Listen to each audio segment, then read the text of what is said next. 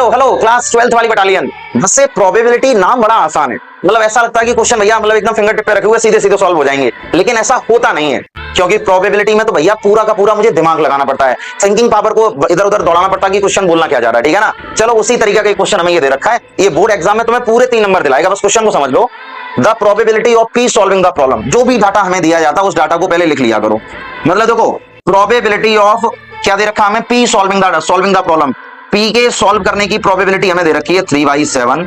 अगर मैं तुमसे बोलूं कि जो पी है वो अगर सॉल्व ना करे तो कह दोगे सर 1 माइनस 3/7 हो जाएगा, तो यानी कि ये वैल्यू हो जाएगी यहाँ से 4/7। इसी तरीका से क्यू के सॉल्व करने की प्रोबेबिलिटी, क्यू के सॉल्व करने की प्रोबेबिलिटी क्या दे रखी, 1/3। अब कहोगे अगर क्यू सॉल्व ना कर पाए तो अगर नहीं कर पाए तो 1 माइनस 1/3, तो कह दोगे यहाँ से 2/3। क्लियर भाई। Then the probability at least one of them will solve the problem, तो मुझे सिर्फ ये बता दो कि कम से कम एक तो प्रॉब्लम को सॉल्व कर ही लेना चाहिए, कम से कम एक। अगर दोनों कर रहे हैं तो और अच्छी बात है। तो देखना भाई, जो तुमसे प्रोबेबिलिटी ये पूछी जा रही है, प्रोबेबिलिटी में एटलीस्ट वन, ठीक है ना, सॉल्व द प्रॉब्लम, मतलब कम से कम एक तो प्रॉब्लम को सॉल्व कर ले तो तुम्हारा तो सॉल्यूशन, मतलब सोचने का तरीका क्या रहेगा। जैसे सपोज करो, मैंने जैसे यहाँ पर ही लगा, जैसे सपोज करो पी ने सॉल्व कर ली, तो हो सकता है क्यू ने सॉल्व न कर पाई हो, या मैं तुमसे ये बोलूं कि पी ने सॉल्व न कर पाई हो तो हो सकता है कि क्यू ने सॉल्व कर ली हो।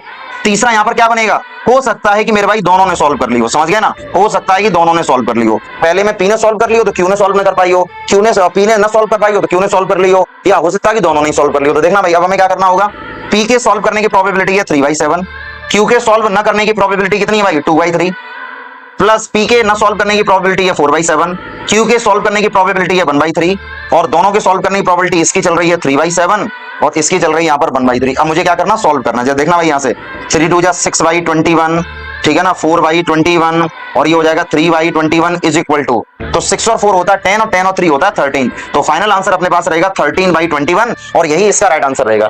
अगर प्रोबेबिलिटी का कॉन्सेप्ट समझ में आया है तो मेरे भाई इस वीडियो को ज्यादातर लोगों के पास शेयर करो, और भी खतरनाक कॉन्सेप्ट अगर सीखने हैं तो आज ही मुझे फॉलो करो।